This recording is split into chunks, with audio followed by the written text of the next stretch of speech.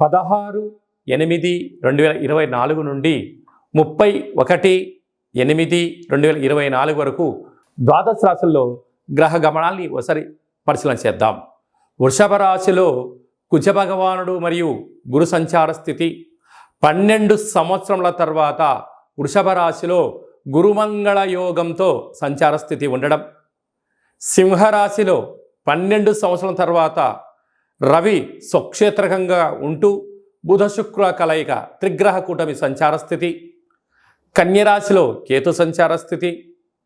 కుంభరాశిలో 30 సంవత్సరముల తర్వాత శని భగవానుడు వక్రగమన సంచార స్థితి. మీనరాశిలో రాహు సంచార స్థితితో ద్వాదశ రాశుల్లో గ్రహ గమనాలు ఈ విధంగా ఉన్నాయి. కన్యరాశి వారికి భాగ్యస్థానంలో 12 సంవత్సరాల తర్వాత గురుమంగళ యోగం సంచారం చేయనప్పుడు ఎలాంటి ఫలితాలు ఉంటాయో ఈ వీడియోలో సవివరంగా సంపూర్ణంగా తెలుసుకుందాం. కన్యరాశిలో ఏ నక్షత్రాలు వస్తాయనగా ఉత్తరా నక్షత్రంలోని 2, 3, 4 పాదాలు, హస్తా నక్షత్రంలోని 4 పాదాలు, చిత్తా నక్షత్రంలోని 1, 2 పాదం కలిపితే కన్యరాశి అవడం జరుగుతుంది. చాలామందికి పుట్టినటువంటి కాల సమయంలో డేటా బర్త్లు లేనటువంటి కారణం వలన పేరు యొక్క మొదటి అక్షరాన్ని అనుసరిస్తూ రాశిని తెలుసుకునే ప్రయత్నం చేద్దాం. టో, పా, పీ, పు, ష, అణ, ఠ, పే, పో అక్షరాల వారందరూ కూడా కన్యరాశి జాతకులే. కన్యరాశి యొక్క అధిపతి బుధుడు. వీరికి రాశిలోని కేతు సంచార స్థితి ఉన్నప్పుడు ఓపిక, పట్టుదల, ముందు చూపు, సహనం, నైపుణ్యత కలిగినటువంటి వ్యక్తులకు ఇది చాలా మంచి కాలము అని చెప్పి గమనించాలి. అలాగనే 30 సంవత్సరాల తర్వాత శని భగవానుడు కుంభరాశిలో వక్రగమన సంచార స్థితి ఉండడం వలన రుణ సమస్య, రోగ సమస్య పొంచి ఉండినను మనోధైర్యం ద్వారా, మన సంకల్పం ద్వారా మీరు ఆచరించిన మంచి మార్గం వలన ఇన్ని రోజులు మీరు ఓపికగా వలన మీకు, మీ కుటుంబానికి, మీ తల్లిదండ్రులకు శ్రీరామ రక్ష అనేటువంటి రోజులు వచ్చాయని చెప్పి గమనించాలి. అలాగనే సప్తమ స్థానంలో రాహు సంచార స్థితి ఉండడం వలన ప్రేమికుల మధ్య, భార్యాభర్తల మధ్య, ఆచార వ్యవహారాల మధ్య, చర్చించే మధ్య కొందరు మిమ్మల్ని డిస్టర్బ్ చేయడానికి సిద్ధంగా ఉన్నారు. తస్మాత్ జాగ్రత్త. 12 సంవత్సరాల తర్వాత భాగ్యస్థానంలో కుజుడు మరియు గురు సంచార స్థితి ఉండడం వలన మంగళకరమైనటువంటి కాలము. భార్యాభర్తల మధ్య అన్యోన్యత, ఇద్దరి యొక్క ఆలోచన వల్ల మళ్ళీ నూతన పెట్టుబడులు, గృహాలు, వాహనాలు, భూములు, క్రయ విక్రయాలు కన్యరాశి వారి సొంతమవుతుంది. ఏడాది తర్వాత రవి భగవానుడు వ్యయంలో బుధుడితో కలిపి సంచారం చేయడం బుధాదిత్య రాజయోగం కారణం వలన ప్రభుత్వ అధికారులతో చాలా అప్రమత్తంగా ఉండాలి. అనడం వద్దు, అనిపించుకోవడం వద్దు అని చెప్పి గుర్తుపెట్టుకోగలగాలి. అక్కడే శుక్రుడు కూడా ఉన్నాడు కనుక వాహనాలు, డబ్బులు, ఓటీపీలు, బ్యాంకు యొక్క లావాదేవీల విషయంలో ఎన్నో జాగ్రత్తలు అవసరమని చెప్పి గుర్తుపెట్టుకోవాలి. స్వయం వృత్తులు, సేవారంగాలు, వ్యాపారాలు, బట్టల వ్యాపారాలు, చేతి వృత్తుల వారు, సాఫ్ట్వేర్, హార్డ్వేర్ ఉద్యోగస్తులు, గృహ, వాహన, భవన నిర్మాణ కార్యక్రమాలు చేసి చేతి వృత్తుల వారందరికీ మంచితనం వలన మంచి కాలం ఉందని చెప్పి గుర్తుపెట్టుకోగలగాలి. ముఖ్యమైనటువంటి పండగల గురించి క్లుప్తంగా, సవివరంగా, సంపూర్ణంగా తెలుసుకుందాం. 17వ తారీఖున శనివారం శని త్రయోదశి, 19వ తారీఖున రాఖీ పూర్ణిమ, జంధ్యాల పండగ అని చెప్పుకుంటూ ఉంటాం. అంటే ఈ భూమండలం అంతను కూడా శ్రావణ మాసం రాగానే లక్ష్మీదేవతల యొక్క పూజల చేత మనకు మొదటి శుక్రవారము, 2వ శుక్రవారము, పూర్ణిమ, 3వ శుక్రవారము, 4వ శుక్రవారం సందర్భంగా ప్రతి ఇంట అంగరంగ వైభోగంగా లక్ష్మీమాత పూజ చేసుకుంటూ ఉంటాం, వరలక్ష్మి పూజ చేసుకుంటూ ఉంటాం.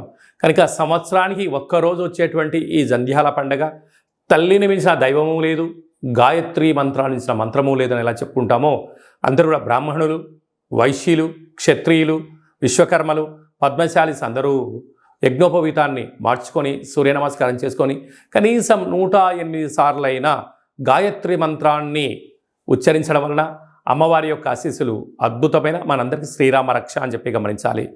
ప్రతి ఒక్క అబ్బాయి తోడబుట్టిన చెల్లెలి చేత రాఖీ బంధనం, రక్షాబంధనం కట్టించుకోవడం చేత మనకు శ్రీరామ రక్ష. అన్న అంటే నాన్నలో సగభాగం, అమ్మలో సగభాగం. చెల్లి అంటే మన క్షేమాన్ని కోరుకునేటువంటి, మనకు తల్లితో సమానమంటే అమ్మాయి. కనుక ఆ అమ్మాయితో మనము బొట్టు పెట్టించుకొని, కంకణం కట్టించుకొని, రక్షాబంధనం చేయించుకోవడం వలన మన కుటుంబానికి శ్రీరామ రక్ష అని చెప్పి మనం గమనించాలి. కనుక మనమందరం కూడా మన ధర్మాన్ని పాటిద్దాం. సకుటుంబ సపరివార సమేతంగా అన్నగారింటికి, వదిన గారింటికి ఆడపడుచులు వెళ్ళడం, లేదా ఆడపడుచు గారు బావగారింటికి ఈ అన్నగారు మరదలు గారు వెళ్ళడం వలన సకుటుంబ సమేతంగా కుటుంబంలో అందరికీ నిత్యము మంచి మనస్సులు, సత్ప్రవర్తన, నిండు నూరేళ్ళ ఆయురారోగ్యాలు ప్రసాదించే శక్తి ఈ శ్రావణ పూర్ణిమకు ఉంటుందని చెప్పి గమనించాలి. శ్రవణ నక్షత్రం రోజు పూర్ణిమ అవ్వడం వలనే ఇది శ్రావణ మాసం అవుతుంది. నక్షత్రాధిపతి చంద్రుడు అవ్వడం, అలాగే ఆ నక్షత్రంలో జన్మించినటువంటి వెంకటేశ్వర స్వామి వారు కళవు వెంకటనాయక అనం వెంకటేశ్వర స్వామి యొక్క జన్మ నక్షత్రం అవ్వడం వలన తెలిసి స్మరించినా తెలియక స్మరించినా నారాయణ అన్న, వెంకటేశ్వర అన్న, లక్ష్మీదేవి అన్న కూడా వారి ఇంటికి వచ్చి మనకు సర్వత్రా ఐశ్వర్యాన్ని ఇచ్చే శక్తి ఈ శ్రావణ మాస పూర్ణిమ ఉంటుందని చెప్పి గమనించాలి. యథాశక్తిగా మనము అమ్మవారి పేరు మీద ఒక 5 మంది ముత్తైదులకు పసుపు కుంకుమలు కానీ, గాజులను కానీ, బొట్టు పెట్టడం కానీ, పేరంటం కార్యక్రమం చేయడం కానీ, తులసి కొట్టులో వ్రతం చేసి నలుగురికి పూజ చేయడం వలన ఇంట్లో నరదృష్టి తొలగిపోతుంది, ఇంట్లో మనశ్శాంతి ఉంటుంది. ప్రతి శ్రావణ మాసంలో వచ్చేటువంటి ప్రతి అమ్మాయి అయినా, ఆడపడుచైనా, స్త్రీమాత అయినా లక్ష్మీమాతగా మనం భావించండి. అబ్బాయిలు వచ్చారు, పురుషులు వచ్చారు, పెద్దవారు వచ్చారు, శ్రీమన్నారాయణుడిగా భావించండి. అంతా మంచే కలుగుతుంది. అంకే మనకు గీతలో కృష్ణ పరమాత్మ చెప్తాడు, యద్భావం తద్భవతి. నువ్వు ఏ మనసుతో చూస్తావో వాళ్ళు మనకు ఆ రూపంలో కనపడతారట. కనుక ఈ స్త్రీమాతలందరినీ కూడా లక్ష్మీ రూపంగా భావించండి. యథాశక్తిగా చారే చీరే, పసుపు కుంకుమలు, గాజులను ఏర్పాటు చేయండి. మన ఇంట లక్ష్మీదేవి తాండవ మారుతుందని చెప్పి గమనించాలి. అలాగనే మనకు 26వ తారీఖున శ్రావణమాస బహుళాష్టమి, శ్రీకృష్ణ జన్మాష్టమి, కృష్ణ పరమాత్మను జయించినటువంటి పర్వకాలము. కనుక మనమందరము కూడా ప్రతి ఇంట్లో సింహద్వారం దగ్గర నుండి లేక తులసి కోట దగ్గర నుంచి ఇంట్లోకి ఒక 27 అడుగులు కృష్ణుడి యొక్క పాదాలను వేయండి. కృష్ణ పరమాత్మునికి తులసితో అర్చించండి. స్వామివారి యొక్క ఆశీస్సులు కలుగుతాయి. ఆ రోజు కృష్ణ పరమాత్ముని యొక్క అష్టకాన్ని వినడం, గోకులాష్టమి ఎంత పెద్ద పండుగనో మనం అందరికీ తెలుసు. అలాగా చక్కెర పొంగలని పాయసంతో ఉన్నటువంటి పదార్థాన్ని నైవేద్యం పెట్టడం, వెన్న ముద్దను ఏర్పాటు చేయడం, మన యొక్క అబ్బాయిలకు కానీ అమ్మాయిలకు కానీ చిన్నపిల్లలకు కృష్ణుడి యొక్క అలంకరణ చేసి దైవం మానుష రూపేణ అంటే చిన్నపిల్లలు దైవంతో సమానం అని చెప్పి మనం గమనిస్తూ ఉంటాం. వాళ్ళకి అలాంటి అలంకరణ చేసి వారికి సంపూర్ణమైన తృప్తికరమైన ఆహారం పెట్టడం వల్ల కృష్ణ పరమాత్ముడే మన ఇంటికి వచ్చాడా అన్నట్టు కళ ఉంటుందని చెప్పి గమనించాలి. కనుక మనమందరం కూడా భగవంతుణ్ణి సేవ చేద్దాం. కష్టాలు రాకుండా ఉండేదానికన్నా ఎంతటి కష్టం వచ్చినా దాన్ని అధిగమించే ధైర్యాన్ని ప్రసాదించమని భగవంతుని కోరుకుందాం. అలాగనే శ్రావణ మాసంలో కపాళకాళ భైరవ స్వామి యొక్క పూజ, స్మరణ, కూష్మాండ దీపము, సౌభాగ్య ముడుపు కట్టడం వలన మనకు అద్భుతమైనటువంటి కాలాన్ని శాసింపజేసే శక్తి కాలభైరవుడికి ఉంటుందని చెప్పి గమనించాలి. కనుక వీలైతే ఇంట్లో చేసుకోండి. కుదరలేదు ఈ కేంద్రమును సంప్రదించినట్లయితే మన యొక్క దేవాలయంలో శుద్ధాష్టమి, బహుళాష్టమి, పూర్ణిమ, అమావాస్య సందర్భంగా కాళభైరవ స్వామి వారికి అభిషేకము, అర్చన, హోమము, కూష్మాండ దీపము, సౌభాగ్య ముడుపు కట్టడం జరుగుతుంది. కనుక మనం అందరము కూడా పూజలో పాల్గొందాం. పూజ కార్యక్రమం అంతా కూడా మీకు వాట్సాప్ కాల్ ద్వారా ప్రత్యక్ష ప్రసారాన్ని కూడా చూపించడం జరుగుతుంది, గమనించగలగాలి. అలాగనే మనకు 31వ తారీఖున శనివారం, శని త్రయోదశి, పుష్యమి నక్షత్రం. 17వ తారీఖున 31వ తారీఖున శనివారం రోజు శని త్రయోదశి సంచారంలో ఉంది. అనగా పుష్యమి నక్షత్రము కర్కాటక రాశి, అష్టమ స్థాన శని సంచార స్థితి. అనురాధ నక్షత్రము వృశ్చిక రాశి, అర్ధాష్టమ శని. ఉత్తరాభాద్ర నక్షత్రము మీనరాశికి ఏలనాటి శని.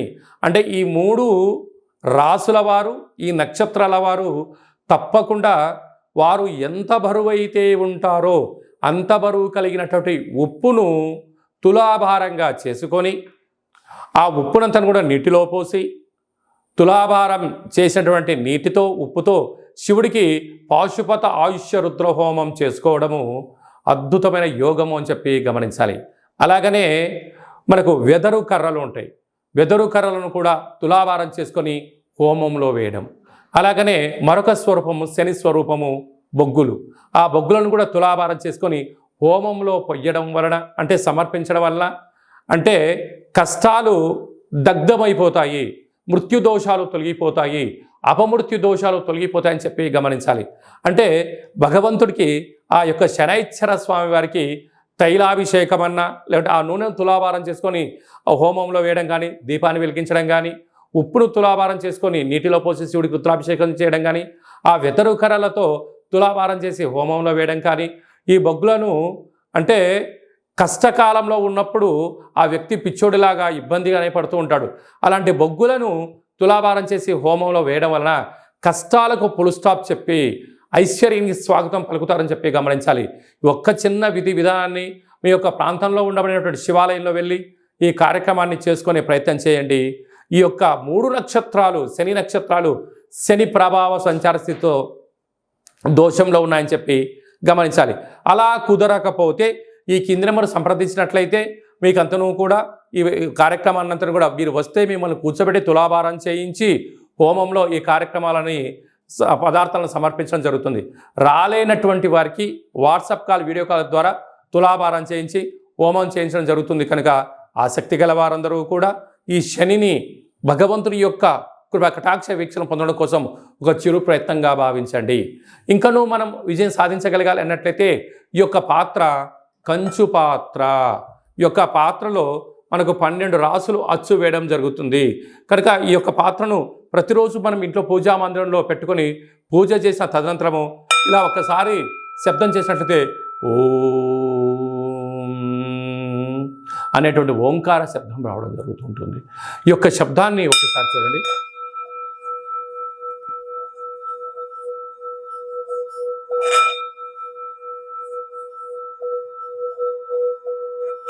ఈ యొక్క శబ్ద తరంగాల్ని ఇంట్లో అలా ఏర్పాటు చేయడం వలన ఇంట్లో ఉండబడినటువంటి నరదృష్టి, తంత్రదోషాలు, తాంత్రిక దోషాలు తొలగిపోయి ఐశ్వర్యం మనకు కలుగుతుందని చెప్పి గమనించాలి. ఈ కాళభైరవ అక్షయ పాత్రతో పాటి మనకు కాళభైరవ స్వామి యొక్క పిరమిడు, డాలరు, కంకణము, కాళభైరవ హోమము ప్రత్యక్ష ప్రసారంగా మీకు వీడియో కాల్లో చూపించి ఇవ్వడం జరుగుతుంది. అలాగనే 27 రకాల వస్తువులతో దిష్టి తీయించడం కూడా జరుగుతుంది. కనుక ఆసక్తి గలవారు ఈ కింద నెంబర్ సంప్రదించి అక్షయ పాత్రను సొంతం చేసుకోగలరు. మీ వ్యక్తిగత జాతకం తెలుసుకోవాలనుకుంటున్నారా? మీ పేరు, పుట్టినటువంటి కాల సమయంలో తేదీ, నెల, సంవత్సరం, సమయం రాసి మీరు వాట్సాప్లో పంపించగలిగినట్లయితే 100 సంవత్సరాల జాతకాన్ని సంపూర్ణంగా సవివరంగా అచ్చ తెలుగులో రాసి పంపించడం జరుగుతుంది. మీరు పుట్టినప్పుడు గ్రహ గమనాలు ఎలా ఉన్నాయి, ప్రస్తుత కాలమాన ప్రకారంగా ఎలా ఉంటున్నాయి, భవిష్యత్తులో ఎలా ఉండబోతున్నాయో సవివరంగా కూడా మీకు తెలియజేయడం జరుగుతుంది. అలాగనే చాలామందికి డేట్ ఆఫ్ బర్త్లు లేనటువంటి వారికి మీ పేరు యొక్క మొదటి అక్షరాన్ని అనుసరిస్తూ ఆ రాశిని తెలియచేస్తూ రాశికి ఉండబడిన గ్రహ గమనాలను తెలియచేస్తూ కాళభైరవ ఉపాసన చేత రమణ శాస్త్రం ద్వారా భూత భవిష్యత్ వర్తమానాన్ని తెలియజేయడం జరుగుతుంది.